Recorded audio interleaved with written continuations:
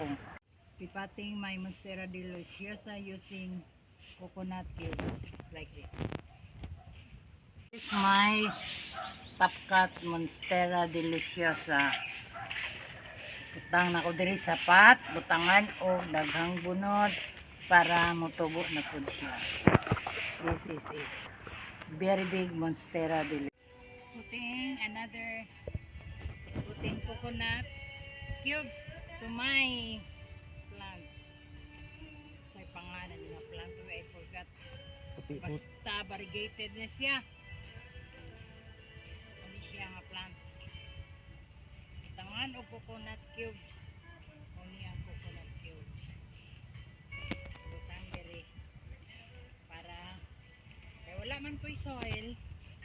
I'm using coconut cubes.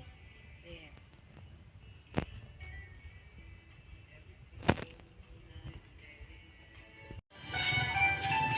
Muna ang gitawag og butterfly fern. Ako na po ilipat kay ngano na dried up na taon kay wala na soil.